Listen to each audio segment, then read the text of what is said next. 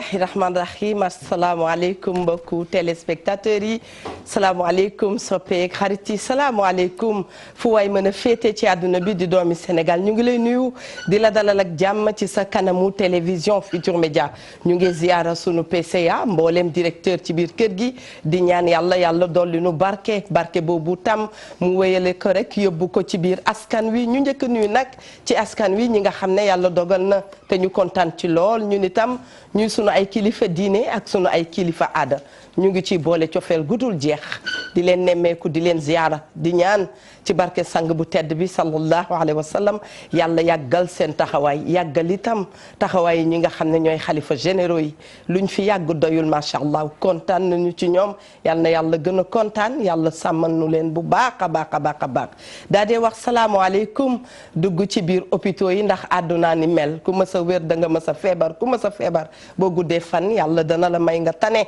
yal na ko yàlla defal ñëpp ñu ngi ziar bu baax malade yi nga xam ne ñoo nekk ci hôpitaux yi macha allah di ñaan yàlla wéral leen bañ a tëral kenn ñeneen ñoo xam ne itam ngërëm ñeel na leen mooy acteur de la santé yi ñu ngi leen di wax jërëjëf bu baax a baax a baax ne ci ñoom Eva sax docteur warul feebar waaye nag yàlla moom lu muy def rek xam na ko yal na yàlla wéral ñëpp macha allah ñu daal di wax salaamaaleykum mbokk yi dugg ci autant pour nous dugg ci prison yi ne loolu tam nattu àdduna la te xam nañ ko duñ ko fàtte àdduna dafa bare nattu lool macha allah xëy doon dox sa soxla xëy fekk sa bopp prison ku xam àdduna da nga xam ne yàlla dikk waaye yal na yàlla gaaw rek macha allah jële leen ci bërëb yooyu ba lu ngeen laal rek mu rof ci barke àdduna demal maa ngi ñëw la saa bu nu xëyee am ku tàggu moromam moo tax ña nga xam ne dañoo teel a dem ñu ngi ñaan yàlla yal na yàlla atte leen ci njëggalam ak yërmandem yaa rabbi mën na ko yal na ko def saa bu nu toogee fii wax loolu rek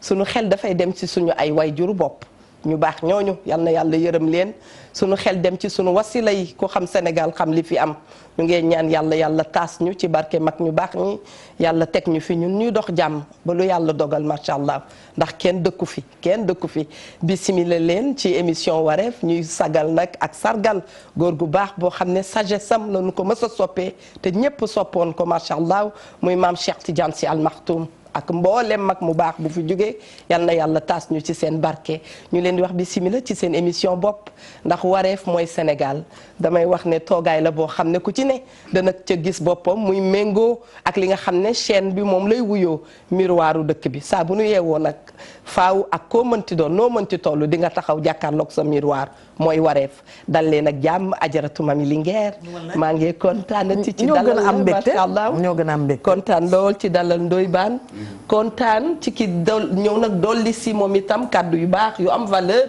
ci émission bi nga xam ne ñu ngi ko waxtaanee muy wareef jeunesse ak drogue muy docteur Idrissa Ba macha allah mi nga xam ne psychiatre la di addictologue bu nu waxee addiction nag dañuy wax ci drogue waaye daal docteur bi mu fi toogee xamal na ma ne ndekete portable yi ma téye bàyyi sax xeetu addiction ma nga ca biir la ñuy def addiction yàlla nay jàmm mbokk yi ñu ngi wax ñëpp bisimila jëkkale kaddu gi sunu grand ñu koy nuyu bu baax a baax Seydi Ba bisimila. marhaban jërëjëf soxna Eva Awa. maa ngi lay sant di la gërëm di nuyu mbokku téléspectateurs yëpp. di jiital ci gërëm bi aussi kilifa kër gi. di leen nuyu di leen sant di rafetlu aussi teewaay bi ma teew fii ak Ndoye Bane ak soxna Mami. dëgg la macha allah ci kanam tuuti dinañu dikk ci docteur Ndoye Bane yow nag nee naa tu es ami des flics ami des toubib ami des ami de tous. waaw macha allah ñu ngi lay wax bisimilah. jaajëf merci beaucoup Eva ñu ngi lay ziar di ziar docteur di ziar Mami. di ziar kilifa diine kilifa aada ci réew mi yëpp. di ci jiital sunu sëriñ ba Cheikh Bassirou Abdoul Khadr. di fi ko ñaanu mu yàgg fi lool ci wér moom. amiin yaa rabbi yëpp di ziar waa Pire Sañokor yëpp. sunu xalifa ba Serigne Mansour Cissé. foofu la ñu yemalee nuyoo bi. gannaaw gan gi dafa ñëw te dafa indi lu doy waar moom docteur Ba. comme ni nga ko waxee rek sama xarit la seeti woon naa ko. dëgg la waroon faa dem seeti ko wat ko tay pour xool bërëbam boobu waaw mu ñëw teewaay bi sax moo gën. waaye tamit du ñàkk ni peut-être dinañ fa dem tamit ñëw ca place ba. la nga xam ne mën nañ ko ci génne. pour sensibiliser ñu génne ko. la nga xam ne mënta génn ñu xam ne mënta génn. mais teewaayam fii am na solo. très bien jërëjëf Bane. soxna si ñu ngi lay nuyu. wallaay maa ngi lay fay kon dañuy ñëw rek door nañ daan dooreeti neeti jërëjëfati Cheikhul Khadim Cheikh Ahmadou Bamba sunu yaakaar yi tey ëllëg sama maam yàlla na mag Nelson Mandela tëpp koy jaloore di ziar mbooleem kilifa diine kilifa aada yi di ñaanal sunu soppe ba sunu maam Cheikh Tidiane Al Maktoum yàlla na yàlla yokk leeram taas ñu ci barkeem Serigne Mountakha moom Cheikh Mouhamadou Bassirou yàlla na yan bi woyof lool ci kawam ak mbooleem sunu xalif généraux yi ndax ñun bu ñuy nelaw yéen a nga ca derba te jàmmi réew mi rek a ko waral di ñaan sunu Sénégal gi am na jàmm waaye yàlla na yàlla yokk jàmm ji ndax ñun jàmm rek mooy suñu mbokk te moonu ji kon yàlla na ko yàlla yokk di dalal bu baax nag suñu gan gi waaye di delluwaat di amaat mbégte lool ci xëy tey gis sama xarit bi nga xamante ne gëj naa ko gis wax dëgg yàlla muy monsieur Ndiassé Dioum kooku dama koy bàyyeeg Ndoye Bane ndaxte xaritam la nee nga ko ami des flics xam nga moom flic buy nëbbatu la waaye tey nag sama sang ba sama jaam boo xamante ne wax dëgg yàlla am xëy na Cheikh Mourtala moom Xaadimu Rasuul mii waajuram moo tax mënta nekk sama jaam ma far ko def sama sang muy soxna Astu Mourtala Mbacke moom laay wax ne ko soxna Astu dundal ba énervé ba Mbacke bu naayes loo dund doyul sama jaam la ndaxte sama papa mooy nijaayam yaayam di sama bàjjan ñun ñëpp ci groupe sopp soxna Astu Mbacke lañu waaw dafa bari ay fans nag wàcc na Abidjan ma dem di ko jëli ca wallaay wàcc na Abidjan ma dem di ko jëli ca aéroport ba maa ngi naan ko ñaaw ba dee waaye maa ngi gis ne ñëpp a ngi koy seetaan te loolu Balla sa taaram ak jikkoom rek a ko may di ko wax ne maay sa sang maa la war a jox waaye Mbacke Balla dama koy far dëpp rek nekk jaam bi nga nekk sang bi kon dundal ba énervé loo dund doyul soxna Astu macha allah soxna Mia yow itam ñu ngi leen nuyu sa équipe yëpp waxtu bi xoj ñu lool te ñu bëgg a yaatal waxtaan bi di fàttaliku ki nga xam ne mi ngi jàkkaarloog ñun mën na wootee ci 88 628 22 22 88 628 04 05 88 628 65 ñaari yoon affaire bi noo waxtaanee nag affaire yu ñëpp la ku ci sa doom newul yaa ngi ragal ëllëg mu ne ca yàlla xam luy sotti yal na yàlla sotti lépp mbirum drogue nag dafay loo xam ne dafa lëmbaaja jamono da nga gis waajur buy drogué wu da nga gis tout tànk buy drogué wu da nga gis sax ku nu ko foogeewul woon ci àdduna muy drogué wu ànd ak lu mën ci am ki nga xam ne wax dëgg yàlla addictologue la dina ñëw wax ñu li ci wàllu drogue ak ku ci addict naka ngay mel ak bu loolu passé naka la ñuy def rek ba nga xam ne dinañu def jàppal ma jàpp comme ni ma koy waxee ci àdduna faaw mu am jàppal ma jàpp bu ko defee yàlla yërëm ñu faj saafara yi massa leen yéen waajur yi nga xam ne yéen a ngi am doom mësu leen woon yaakaar ci àdduna ne boobu doom dana toog di drogué wu waaye yàlla dikk moo tax nañu bàyyi di émettre ay jugement suñu nekkee ci société nañu xam ne lu ne day bette te ku doon sa sago ku doon may sa bopp wallahi doo may sa bopp lu ñaaw doo may sa bopp lu bon da ngay xool fa nu waxee fii excellence fii lu baax a fi am nga dem fa toog nattu du wees nañu bàyyante xel bu baax a baax macha allah Ndoye Bane jaajëf Eva li nga ko waxee noonu la tey moom lépp dañ koy jël rek sëf ko docteur wax nga dëgg yàgg nañ koo suivre xam lu bare bari ci moom te liggéey bu am solo ba muy def ci hôpital Fann moom mosoon koo dégg mu naan la consommation de la drogue et la rencontre de 3 choses ma bëggoon mu xamal askan wi ñetti choses yooyu lan ñetti. aywa bisimilah docteur. salaamaaleykum jërëjëf Ndoye Bane ci laaj bi nga ma laaj. loolu benn kilifa benn gëstukat moo ko wax. moo ko wax biñ ko laajee lan mooy toxicomanie. muy ku ñu ràññee woon trop ci France muy Claude Levenstein. moo doon wax xam nga drogue nekkul produit vivant maanaam nekkul luy dund di dox soxlaam di wër di kii. moo tax mu ne drogue. fa mu nekk nit moo dem fekk ko fa jël ko moo tax gis nga mu am trafic mu am ay commerce ak yooyu donc kilifa boobu dafa ni woon drogue toxicomanie daje la rencontre la entre nit ki produit bi ak fa mu koy jële wala ci anam yi mu koy jëlee muy ñetti mbir yooyu donc faw boo waree liggéey ci mbirum drogue il faut que ci ñetti mbir yooyu nga mën ci yëngatu nga mën ci nekk nga mën ko jëlaale en compte muy ci famille bi muy environnement bi nit ki di liggéey muy type drogue yi parce que drogue c'est pas au nan lañ koy waxee au singulier c'est au pluriel parce que xeetu drogue bi dafa bëri xeetu drogue dafa bëri waaw xeetu drogue dafa bëri mën na nekk substance chimique mën na nekk aussi ci wàllu comportement moom lañ doon wax sànq mooy téléphone yeeg internet voilà am na ñu nga xam ne ci wàllu jënd la am na ñoo xam ne maanaam boo ne lii sama drogue la ni ñu koy dee sama drogue voilà moo tax faaw boo ci yëngatu il faut nga agir ci ñetti ki yooyu mooy ci produit bi il faut nga ràññee produit bi xam ban produit parce que nit ki bu demee bay drogué wu di jël benn produit wala yenn am na benn comportement am na lu ko ci dugal. est-ce que du hasard. du hasard am na lu ko ci jëlee xëy na yëg na ko xam na ko xëy na aussi xamu ko. mais am na lu ko ci xiir. moo xam mu làq ko mu feeñ. voilà mu xam ko wala mu ñàkk ko fan. am na lu ko ci dugal te loolu ñun suñu wàllu liggéey il faut aussi ñu leeral loolu. il faut que ñu clarifier ko. milieu bi mu koy jëlee wala ban état psychologique la nekkoon loolu mooy ci wàllu nit ki. ci wàllu environnement bi ngeen baal ma ci wàllu environnement bi mu koy jëlee. est-ce que environnement bi ban produit moo fa disponible. wala yan produit ñoo fa disponible. accessibilité bi maanaam ci wàllu njëg est-ce que daf koy jënd bu koy jënd est-ce que financièrement am na moyen pour jënd ko. wala produit bi est-ce que disponibilité bi aussi loolu leer. ñetteelu mbir bi wax naa drogue bi wax naa environnement bi mooy nit ki aussi parce que nit ki yaram la.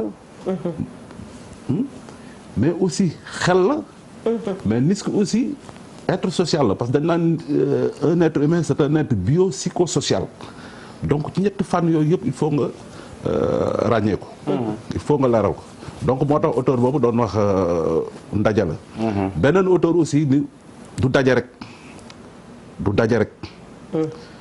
beneen auteur ni kooku mi ngi tudd Goodman mu ne du daje rek maanaam processus la foofu la ñu jógee di wax addiction foofu la terme addiction jógee. parce que avant dañ doon wax toxicomanie wala dépendance rek parce que nit ki du jóg rek dépendant. maanaam dafa am fu muy jaar. ay étapes maanaam ay escalier la. yu muy franchir di franchir ba àgg nag dépendance bi mooy cappaandaw bi. mooy bu fa àggee mooy lonku na. nit ñi dañuy jaawale addiction lonku na waaw. nit ñi dañuy jaawale su ni man ma bëggoon xamal gaay différence entre addiction ak dépendance. waaw d'accord dépendance comme ni ma ko waxee mooy niveau bi gën a kawe mooy cappaandaw gi. mooy bu cëgg desatul ci guy nga xam ne mën na rey pour am ko mën na sàcc pour am ko mën na ko jëlee nu mu ko neexee jaay boppam pour am ko. mooy loolu effectivement. mais balaa mu ci àgg c'est pourquoi moo tax terme addiction baax ñu koy wax parce que terme addiction dafa ëmb lu bari dafa buubaale sax xale bi nga xam ni. da ciy door a dugg parce que xam nga boo tollee ci ndaw li ñuy wax surtout adolescents yi. dañuy def li ñu naan expérimentation. wala parfois maanaam affaire toppandoo. wala affaire modèle suivisme. damay ñam xool wala parfois même prise de risque léeg-léeg xam nga adolescent boo amee ñu am adolescent yëpp seen kër xam nañ ko. loo leen di tere loolu la ñuy def. dikkal ci prise de risque boobu noonu ndax dafa mel ni lu am la nag ci xale yi. dafa am mais loolu moo tax ngay xam aussi prise de risque boo ñamul boo jëlul ay risque doo xam lan la ñuy wax voilà lan la ñuy wax kii nan lañ koy waxee sax. qui ne risque rien à rien. qui ne tente rien à rien. il faut nga parce que loolu ci suñu bind la dañ ñu muñale loolu. c'est-à-dire que pour nga màgg am ay expérience il faut ngay expérimenter. mais malheureusement bu adolescent bi. dans le cadre de son expérimentation mu daje ak drogue foofu la risque bi nekk. moo tax terme usage boobu am importance. parce que parents yu bëri dañuy gis benn yoon seen doom tux cigarette ñu def ko affaire bu rëy. ñu day drogué wu. tey gis naa ko ak cigarette xëy na sax ma nga ci yàmbaa bi wala ma nga ci leneen. te xam nga loolu bët gis-gis bi parent di gisee doomam dafa am solo trop ci devenir u ndaw bi sa doom boo ne ko toxkatu yàmbaa nga wala kii dina toxi yàmbaa y a de fortes chances que mu dem toxi yàmbaa. boo nekk sàcc nga y a de fortes chances mu nekk sàcc. yow miy wajur bi la nga koy wan yow miy wajur la nga koy wan wala la nga koy wax moo tax les mots dafa am importance les mots dafa war a important moo tax yooyu yëpp il faut que ñu mën ko waxtaan ci biir famille bi boo gisee sa doom peut-être mu tox cigarette xoolal lan moo ko ci dugal lan moo ko ci xiir. bu fekkee yow loolu mënoo ko gëstoog moom peut-être que am na ay spécialistes wala kenn ci biir famille boo nga xam ne mën na ci waxtaan ak moom peut-être que expérimentation rek la. ben ñu jëlee ko ci cadre expérimentation. mais boo ko jëlee ci cadre dépendance wala cadre drogué y a de fortes chances que mu nekk ko. donc moo tax il faut terme addiction bu mu nekk lu am solo parce que dafa ëmbaale expérimentation dafa ëmbaale li ñuy wax ñun usage simple dafa ëmbaale li ñuy wax usage à risque mooy comme par exemple ndaw sa ëmb di naan sàngara xam nga loolu usage à risque la. parce que risque bi mooy par rapport ak grossesse bi mais par rapport aussi ak bébé bi. c'est vrai. bébé bi am na kaaw débilité yu bëri yu nga xam ni c'est lié à li ñuy wax jigéen buy ëmb di naan sangara. li ñuy wax syndrome d'alcoolisation fœtale parce que mi ngi naan doom jaa ngi naan. te loolu lu am la. te alcool day indi li ñuy wax ay malformation. alcool day indi malformation dañuy wax ñun c'est tératogène maanaam day indaale malformation ci kii xale yu bëri dañuy judd ak ay malformation am na ngeen baal ma ci lapsus bi am nay xale yu judd ak malformation fekk seen yaay bi mu ëmbee da doon nan loolu dañ koy wax ci kaw sax pour ñu xam ko ñu bàyyi. voilà waaw moo tax France même dañ naan zéro alcool pendant la grossesse. zéro alcool tu protèges ton enfant. tu protèges ton enfant boo xamee ne da nga ëmb waratoo ko jël. macha allah voilà. et cetera.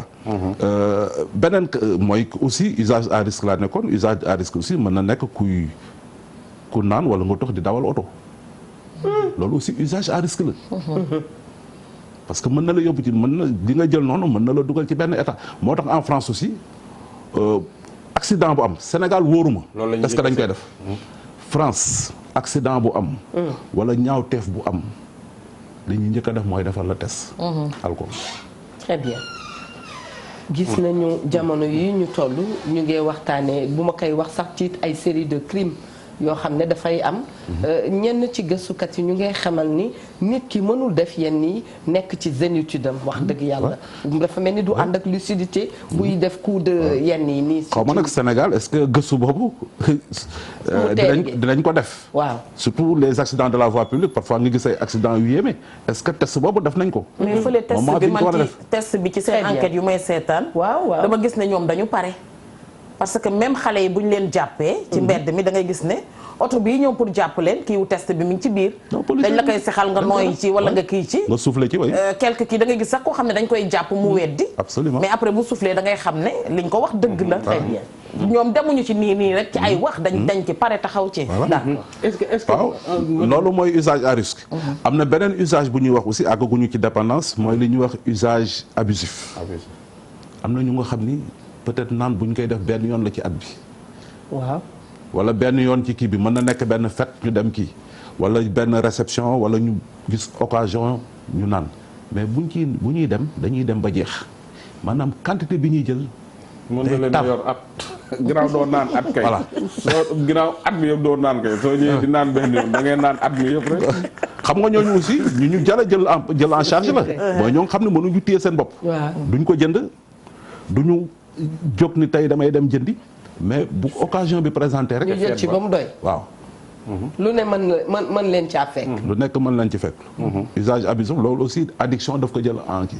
léegi nag bu demee nag usage simple usage à risque usage abusif usage kii loolu aussi bu demee ba passé yooyu mooy dépendance mooy nit ki lonk na.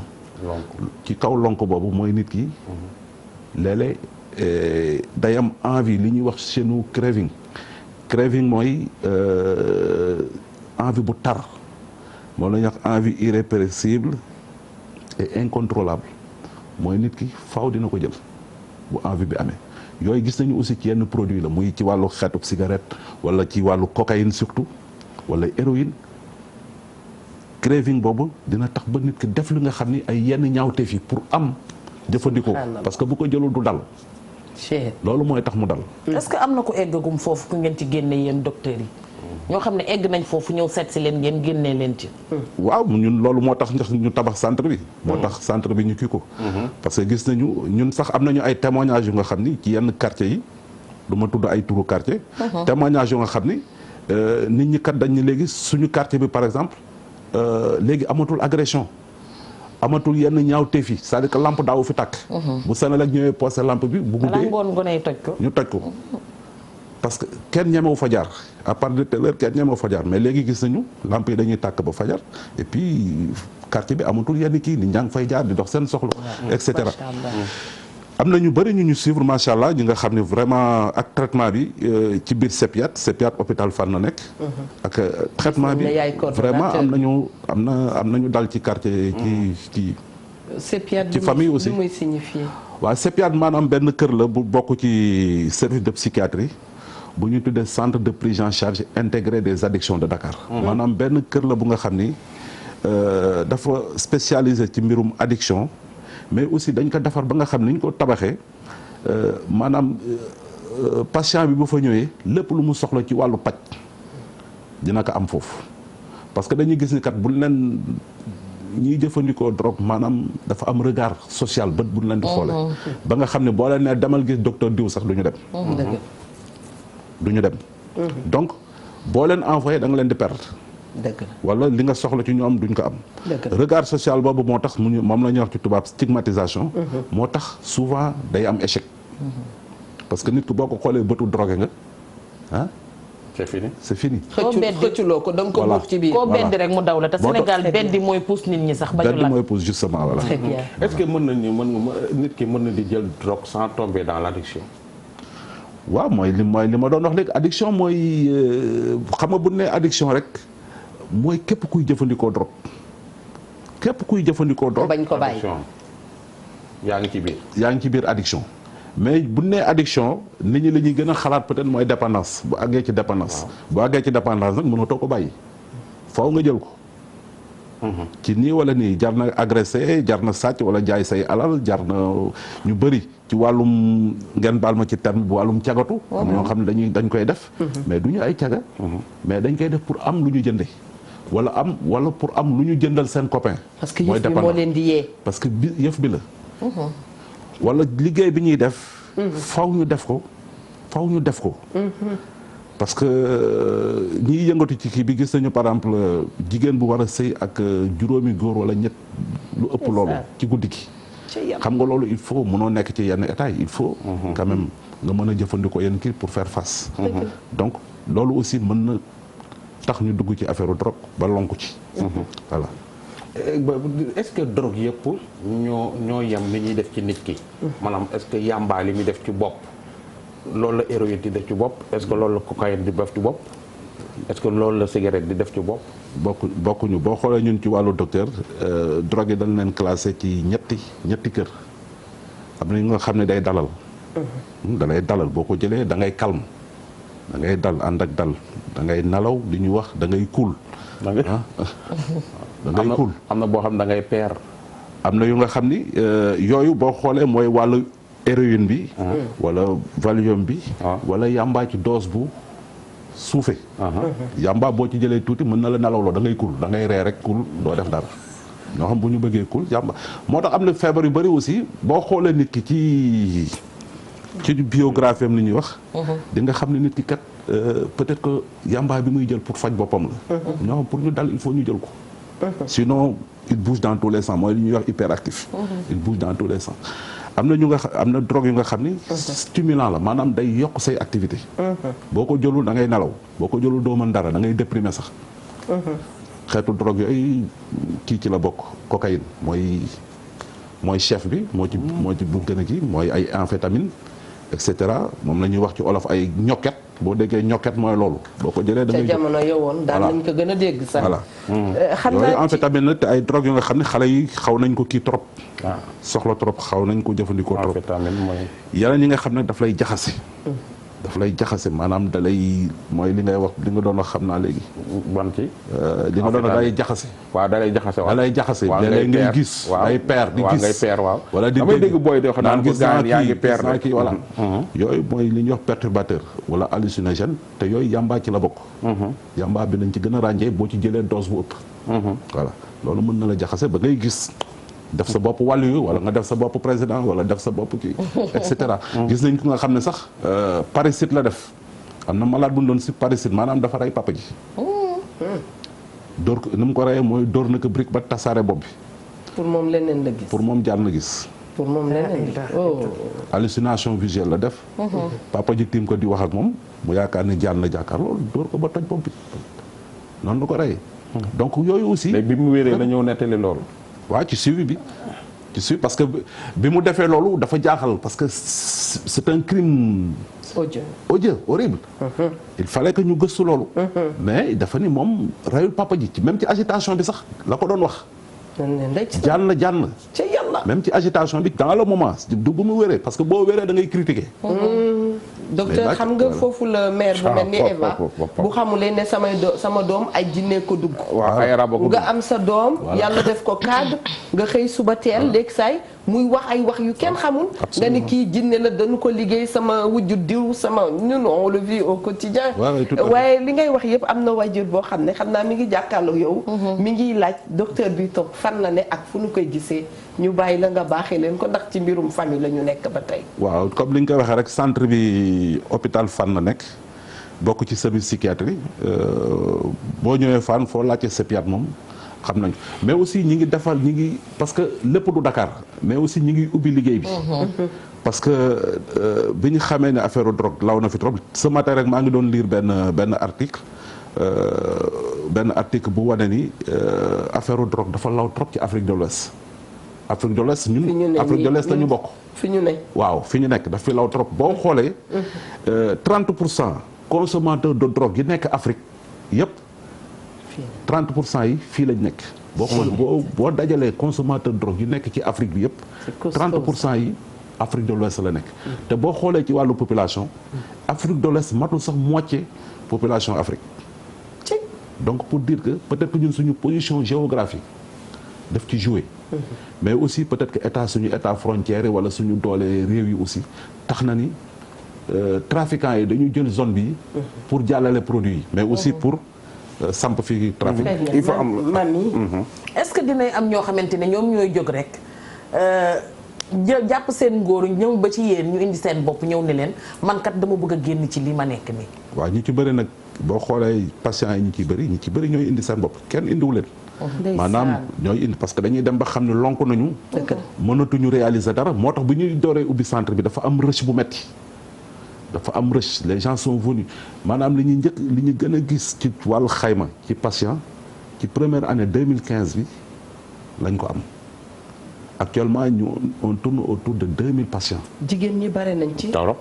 bëri na ci mais jigéen ñi aussi foofu aussi problème la parce que xam nañ leen ci terrain parce que ñun dañu am équipe de terrain ñu wàcc ci terrain bi di leen rencontrer di leen orienter aussi mais jigéen ñi du ñu ñëw waaw loolu aussi stigmatisation bi da ci jouer trop parce que dañ ko c'est très mal vu ngay jëfandikoo drogue mais c'est très mal vu aussi jigéen bu koy jëfandikoo donc pour ñu ñëw CEPIAT jafe la alors que CEPIAT centre pour faj la pour ñoom la donc il faut que aussi ci wàllu sensibilisation ñu yokk loolu émission bi je pense que ci fànn boobu la nekk donc il faut que l'information passe il faut que ñu xam ni CEPIAT du pour góor ñi rek mais affaire drogue moom képp ku nga xam ne affaire yu ñëpp la mais xam nga li nga wax li mu wax Eva dafay dëgg mooy que ci communication ni ñuy communiquer ci lu mën di am ci réew mi surtout yu mel nii parce que man tey boo ma waxoon damay jàpp ne Fann lenn rek moo fa am mooy ñi nga xam ne dem nañ ba seen xel dem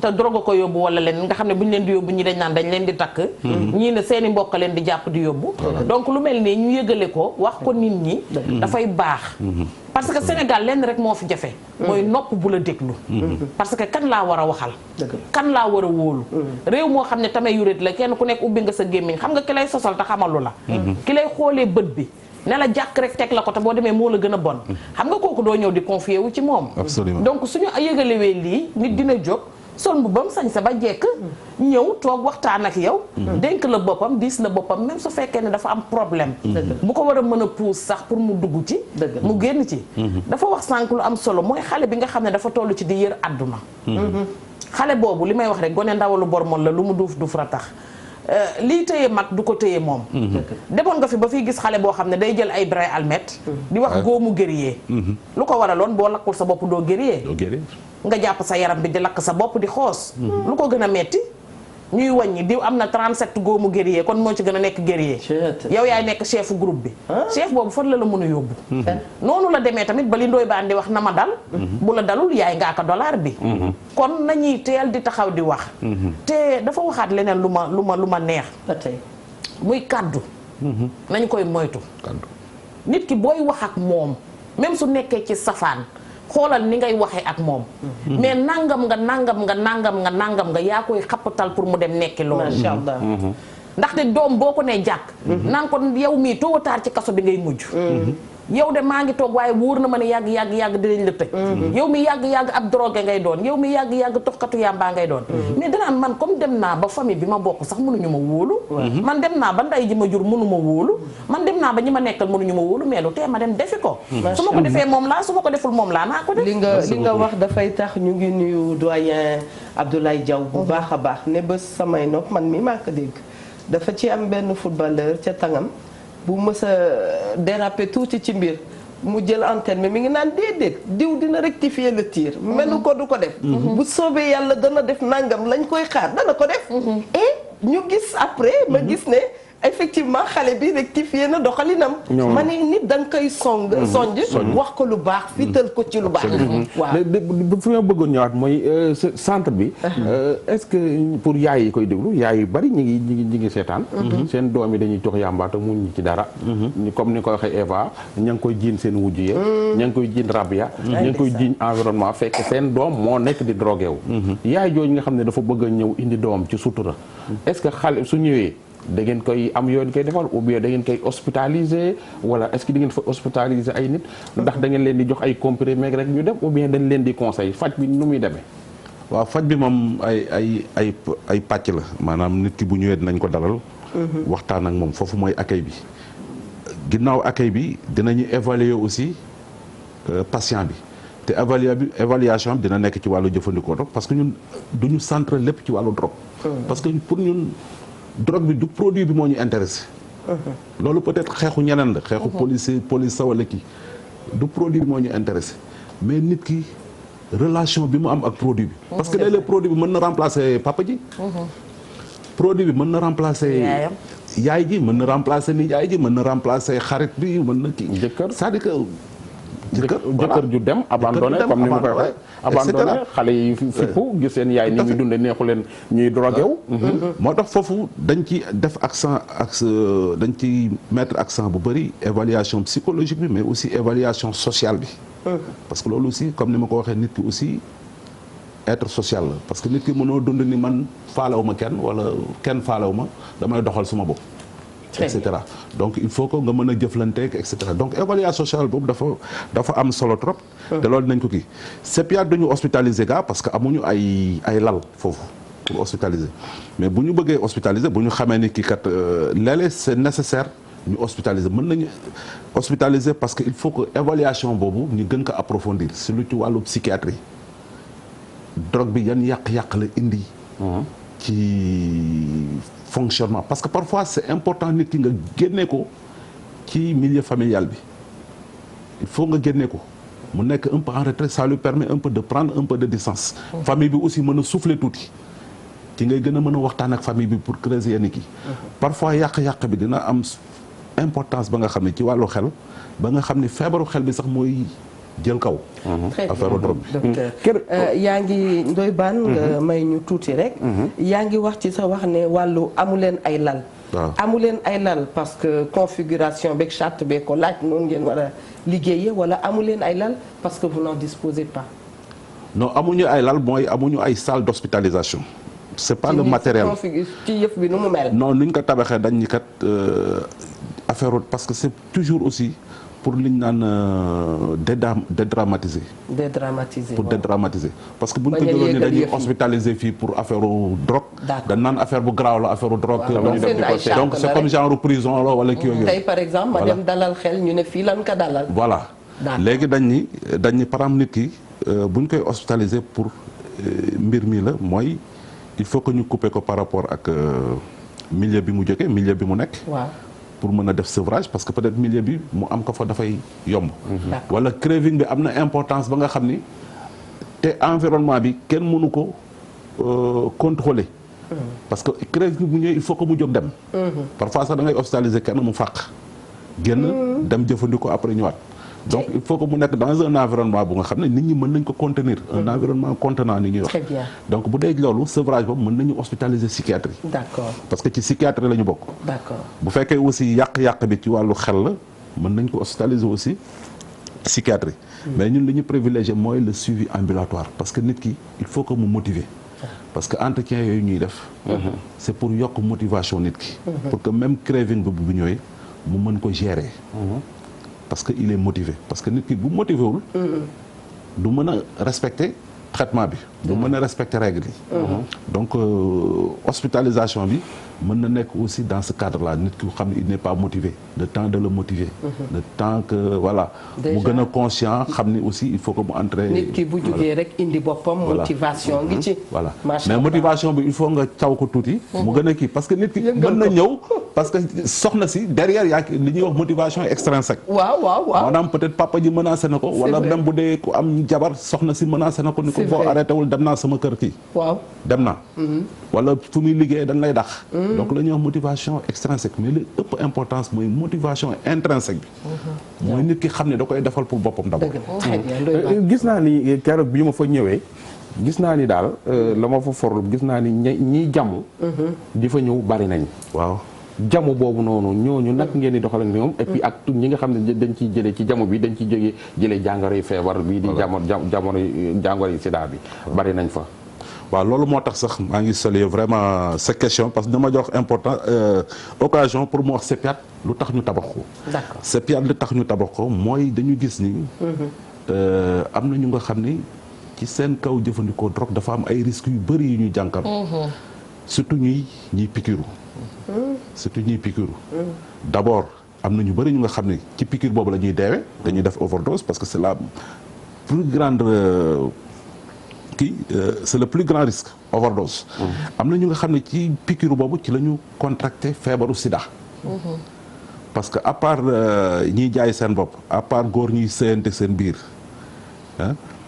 troisième population à risque mooy ñiy piqûre parce que loolu contamination directe la te dañ koy bokk direct parce que léeg-léeg dañ koy bokk voilà justement dañ koy bokk parce que parfois seringue bi parce que ñiy piqûre souvent dañuy piqûre 7 yoon par jour minimum 3 fois par jour donc risque bi c'est important xam nga mënoo dem pharmacie 3 fois soit ngay abbu kenn wala seringue bi nga am nga koy réutiliser wala nga abale ko bu fekkee da nga am jàngoro wala ki la ko abal am jàngoro kii bi donc prévalence bi c'est 5,2% ci ñi nga xam ni ñiy piqûre c'est 9,4%.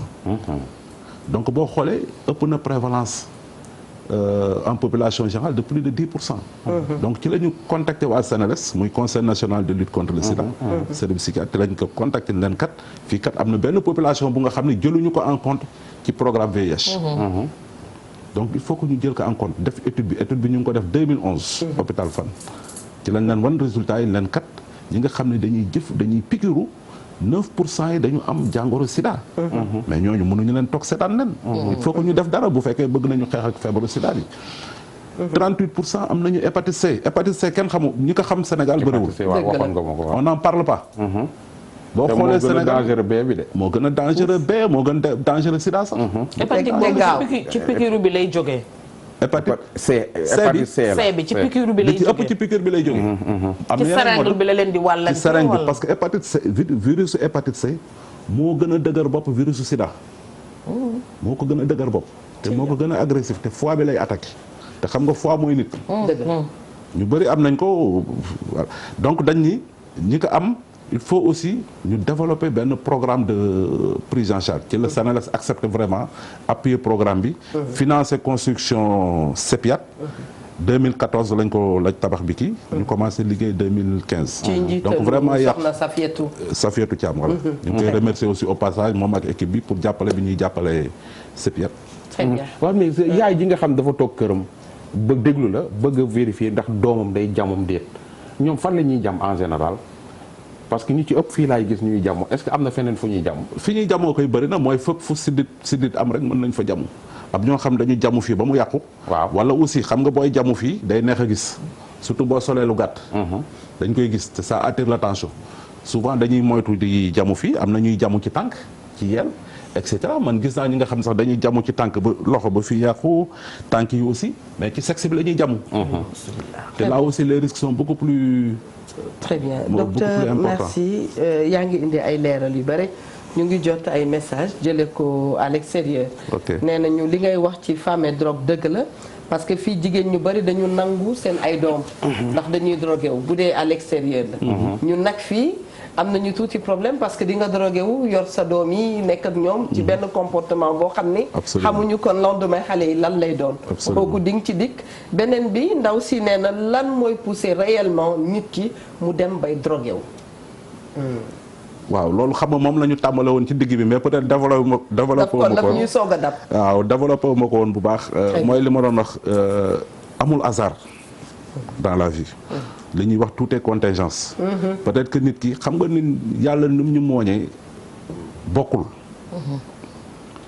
xam nga drogue dafa lié trop ak li ñuy wax plaisir parce que kii jëfandikoo drogue plaisir lay wut peut-être que ailleurs plaisir boobu amatu ko te li tax ñu du ñuy am plaisir bëri na cause yi bëri na parce que drogue dafa nekk lu nga xam ni li ñuy wax ci cerveau parce que ñun yàlla daf ñu mooñaale te ci suñu cerveau dafa am ay kër wala ay néeg yu nga xam ni mooy tax ñuy sentir plaisir boo defee dara am ci plaisir da ngay am tendance defaat ko peut-être que nit ki bu mu jëlee drogue plaisir boobu mu sentir mosu ko sentir dans sa vie.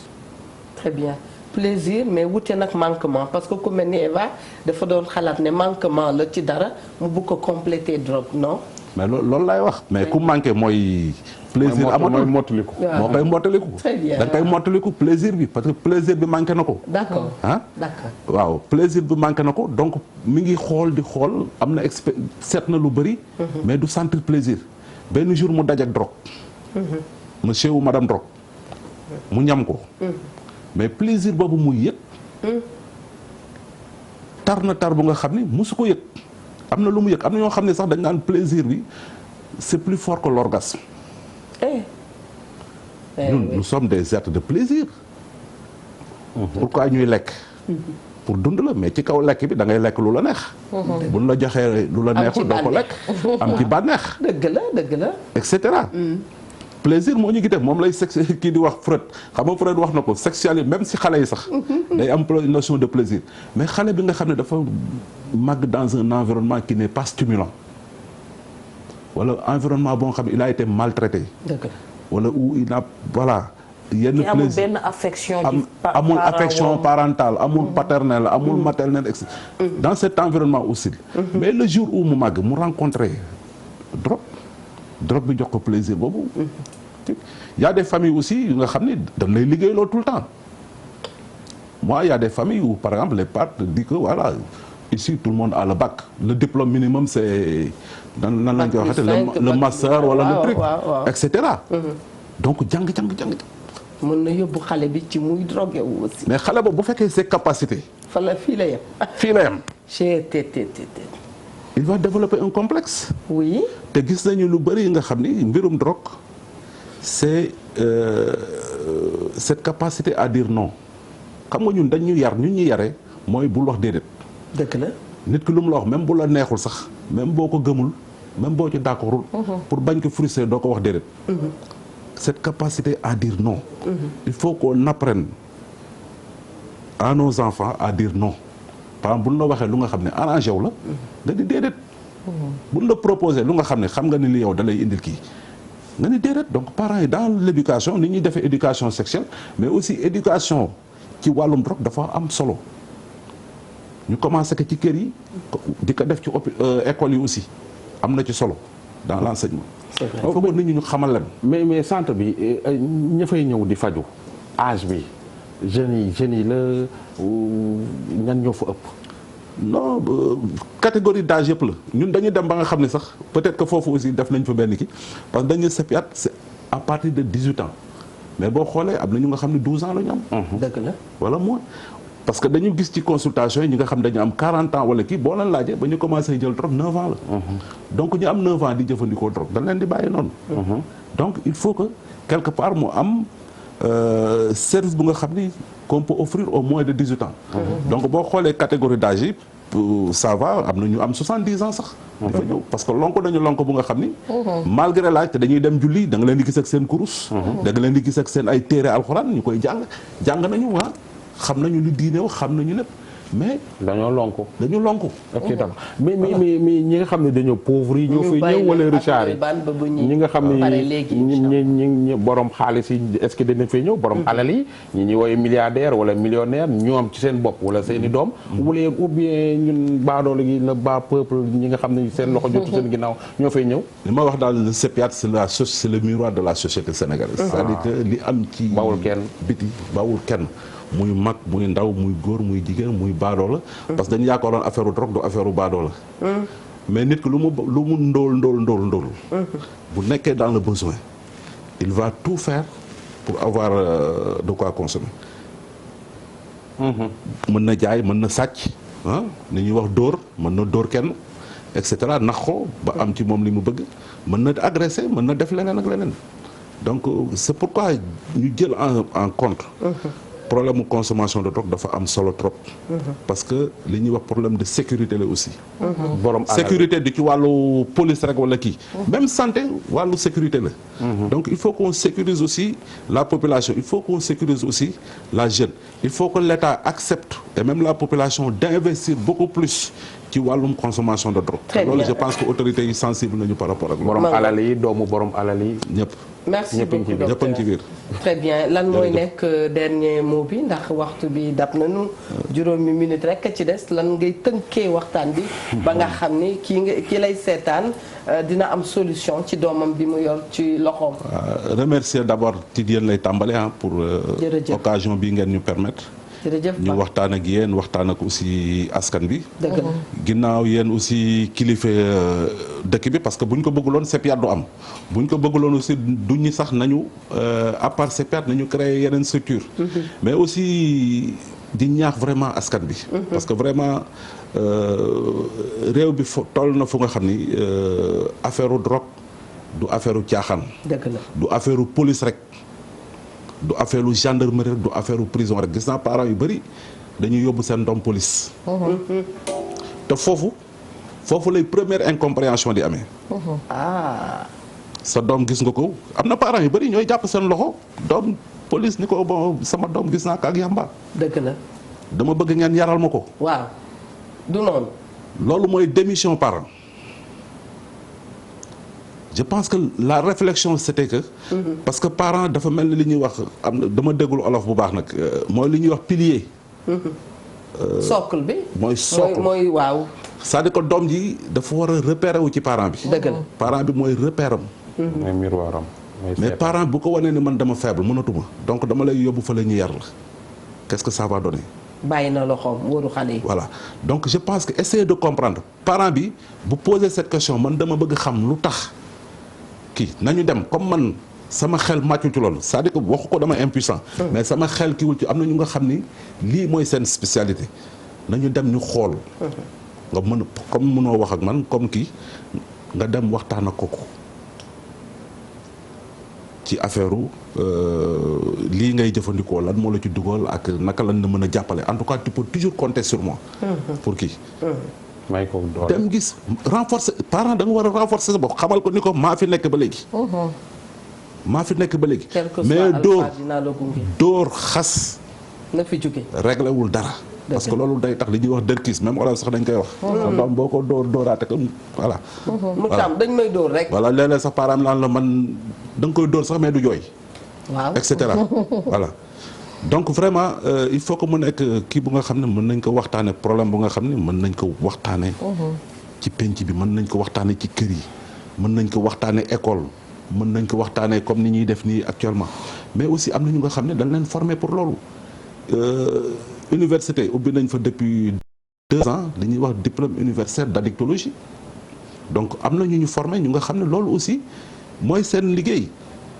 donc am nañu personnel bu fi nekk bu xarañ ci loolu am nañu ay garab mais aussi ci wàllu paj am nañu ay jumtukaay parce que faj bi du garab rek y a les psychothérapies am ñoo xam ne accompagnement social accompagnement psychologique pour loolu donc vraiment premier recours bi hôpital pour loolu la comme boo subiroo demal hôpital du kër ga lañ koy kiiwee bu fekkoon kër ga la mën nañu ku nekk mën nga ubbi sa kër benn kii benn hôpital mais état bi dafa tabax ay kër pour loolu donc vraiment hôpital bi pour loolu la. et porte bi ouverte na am na ay numéro téléphone bu nga xam ne sax même boo mënul ñëw mën nga téléphoner pour am rendez-vous. est-ce que jàpp nga téléphone bi. malheureusement jàpp ma ko mais mën naa xool sama téléphone ma jox la ko après. est-ce que da ngay fay foofu da ngay fay. mangook ñun dinañu ko jàllale à tout moment ci émission bi ndax di ngeen ci ànd ak ñun semaine bi yëpp incha allah.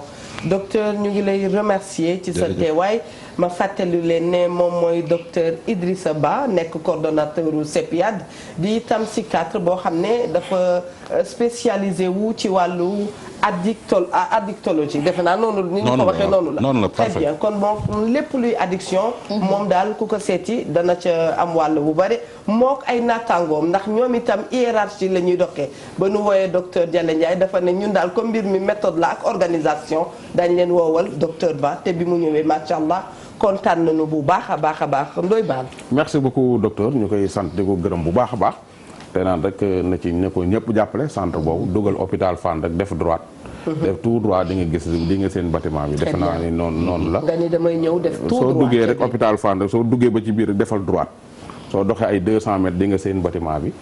foofu la soo demee ñoom dinañ la jàppale bu baax a baax. am sunu kooku nga xam ne mooy ancien drogué boobu ñu tegoon télé bi semaine passée. muy moomu yóbbante. nee na ko nit ñi jàppale. xam nga am na 46 ans xaw ma 47 ans. drogué wu na plus de 30 ans. fi mu nii vie am daf ko raté.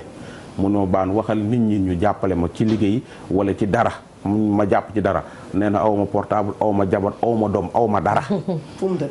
mi ngi dëkk ci banlieue bi fa la dëkk. vraiment keroog waxoon na ma ko bii taa waxaat na ma ko démb envoyé waat nañ ma àbb na téléphone envoyé ma message léegi nii waxaat ma ko ñu koy encouragé ni ko rek gars yi wax naa leen ko lu ci waay mën rek pour que mu mën a jàpp ñu ngi koy nuyu bu baax koy ziar di sant di gërëm ñëpp te wax rek ñuy bàyyi xel ci njaboot gi bu baax a baax a baax am na solo jërëjëf Bane remercier nañu bu baax a baax salon Fatoumata Coiffure su ngeen bëggee nag wax ak Fatoumata Coiffure da ngeen di wootee ci 648 50 16 648 50 16 alors Adja boutique Adja ñoom itam merci pour les jolis vêtements ña nga nekk ca Gueule Tapée numéro bi di numéro Amina 77 609 56 37 77 609 56 37 soxna Mami. wallaay xanaa doon déglu docteur rek ak am mbégte bu baax ci lii nga fi fësal nii. dëgg la ndaxte kenn ku ca nekk lépp ñëpp la lu ne ku ne nga ca. dëgg ndax gone gi nga xam ne dafa tàmbali ndawam rek nañ ca njëlbeenam rek commencé di piqûre. wallaay jàpp feebar wàll ko yeneen i gone yu jigéen yeneen i gone yu góor yu nekkal dem ba takk soxna wàll ko jur ca njaboot wàll leen ko. kon yaa ngi propagé loo xamante ni xëy na lu mënoon ñàkk la. loolu yëpp nañ ko seetaat mais parents yi nañu dellu siwaat di déglu njaboot gi di leen dalal di leen defal doom la ak nu mu mën di mel yow yaa ko indi ci àdduna waaye doom yet nañu xam ne luppum nday lu mu lax ca la doom di toog sama sponsor officiel nag laay nuyu bu baax a baax di Alaaji Medoune Sëy moom mooy sama sponsor officiel ndax comme temps yi damaa bari ay malade te macha allah ku ma yónni nga fajal ma ko te doo ma ca laaj ñaan dërëm te xam naa ne loolu ngay def lu metti la kon yow mënuma lu dul fu ma toog delloo la njukkal di wax nag ne ki jaar ci sañsa bi moom mooy Dorobe Fashion sama rakk jooju daba aaj ma nga fële ca 2 voies Liberté 6 ca watu jàkk maam Aba Sall woo leen ko mi ngi ci 77 797 84 85 77 797 84 85 mami ma fa nekk yàlla na sa jàmm yàgg ki jaar ci bopp bi di Ndey Kumba Onglerie VIP mi ngi ci 77 moom tamit 397 82 82 di wax ne soxna May daf ma yóbbante anniversaire boo xamante ne moomu di xaritam maa ngi koy wax ne ko joyeux anniversaire dundal ba énervé loo dund doyul ndax sa dund am na njariñ di tàgguwaat ñëpp di wax ne ba suba très bien lu dul baax a ko gën baax a noppale miyandour yal na nu ko yàlla doole defal macha allah lu baax ci ñun doyul saa bu nu xëyee rek ñi baax yal na leen gën a yal na leen yàlla gën a yokk kenn bonul xëy na rek nattoo yi am rek macha allah waaye yal na yàlla defar lépp macha allah ñu ngi jaale nag ki nga xam ne mooy Mbaye Diack mi nga xam ne yaayam dafa génn àdduna yaayam ñu ko doon wooye Fatou Gueye Tafa Diack génn na àdduna sunu yaay la woon sunu soppe bu mag di xarit ak yaay ci Ami Sey Fall ñu ngi koy jaale bu baax a baax sunu grand Mbaye Diack bu ko defee itam ñu ngi nuyu bu baax a baax tata Soxna Gueye du côté de Grenoble ak jigéen yi yeewoo France Italie Asie Chine fu ngeen mënti féetee États-Unis ñu ngi leen di nuyu bu baax